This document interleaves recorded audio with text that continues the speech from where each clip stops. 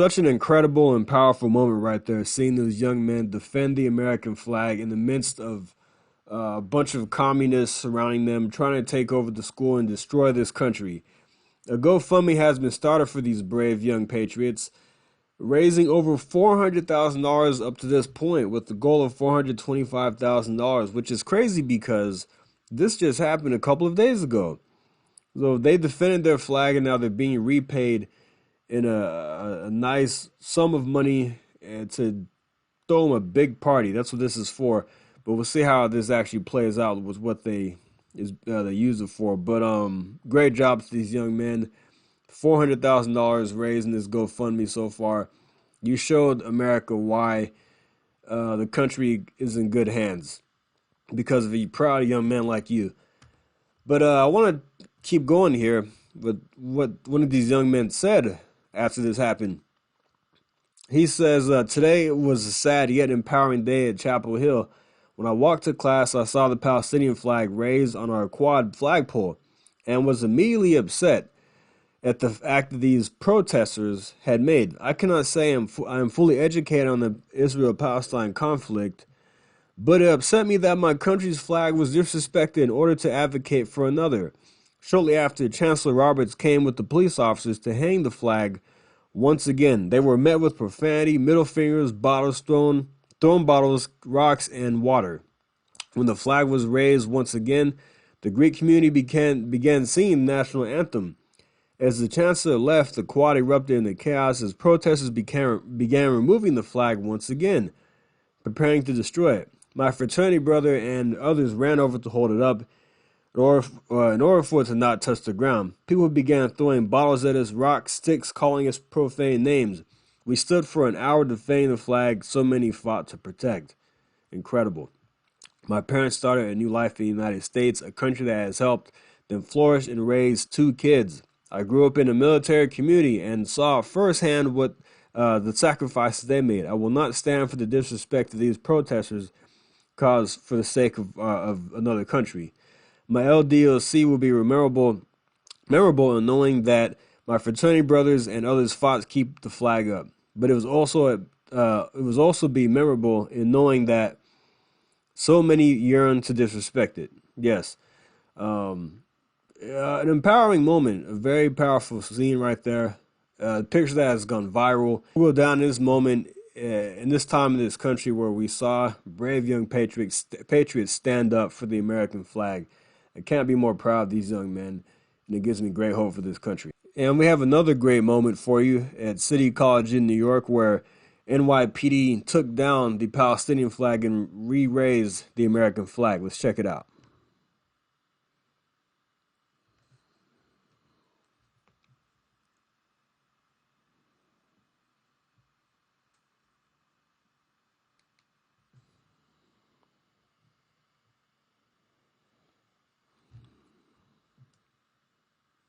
You love to see it. You love to see it. Standing up for this great country. Tearing down that Palestinian flag has no business being on the flagpole. Right next to our the Old Glory. As you can see, NYPD here taking a stand after they cleared out these protesters, which we'll get to in a second. But here you go, NYPD doing what's best for our country, doing what's right. That's right, taking a stand against these communists.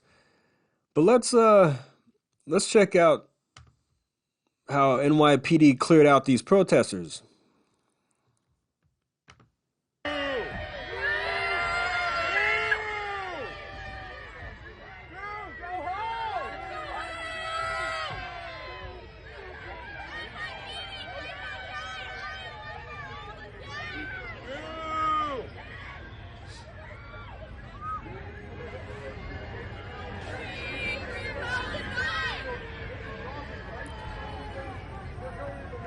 I mean, enough is enough. You know, I mean, you can't take over a college campus like this and destroy property. It's not yours. It's not your property. Um, you can't treat this like you're in some third world country. It doesn't work that way over here. It's not supposed to, at least.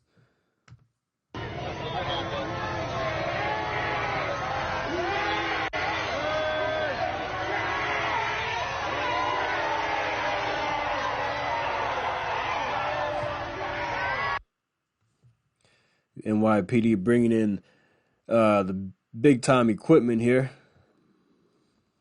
dragging out these communists. What's your name?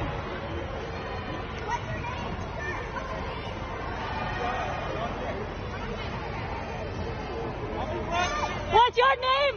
What's your name?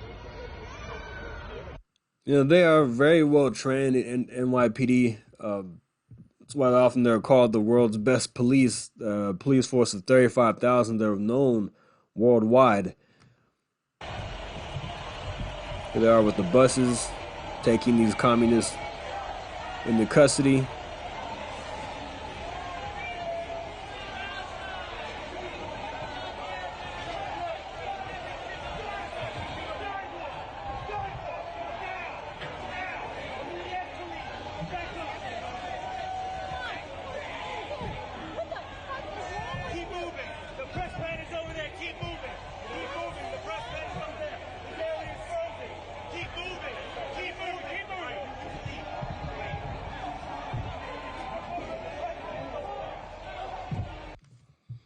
You love to see it. Now, I'm glad that they were called in.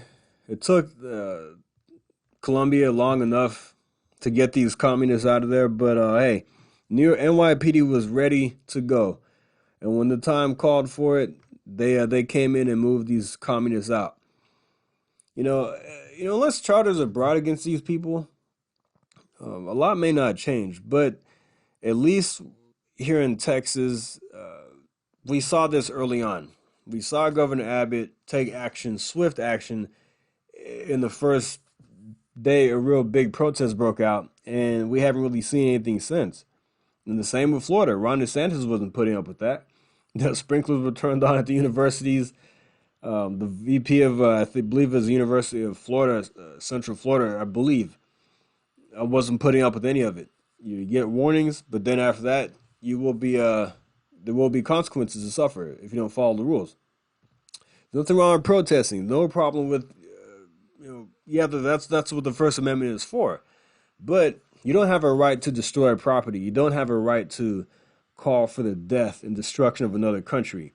You don't have the right to for anti-Semitism, as I'm saying, to not allow Jewish students to go to class, to assault people. You don't have the right to do that. You can peacefully protest, but calling for a death and destruction of Israel, assaulting Jewish students, assaulting law enforcement is not okay. Destroying property, that's not protesting. That's being a communist loser.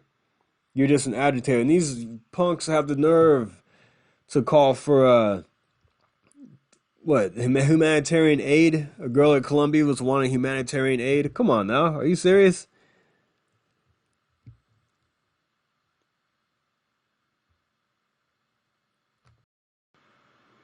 Why don't you check out this from Rob Schmidt, this young woman basically asking for food and water.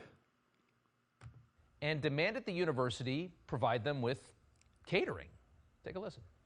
I guess it's ultimately a question of what kind of community and obligation Columbia feels it has to its students. Do you want students to die of dehydration and starvation or get severely ill, even if they disagree with you? If the answer is no, then you should allow basic, it's crazy to say because we're on an Ivy League campus, but this is like basic humanitarian aid we're asking for. Like, could people please have a glass of water? The most spoiled and obnoxious kids you ever saw, attempting to cast themselves as part of the suffering by alleging at an Ivy League school that they need humanitarian aid. Her name is Joanna King-Slutsky. We found her, a self-hating, rich Jewish girl majoring in English and literature. This is exactly the prototype of the people that are doing this.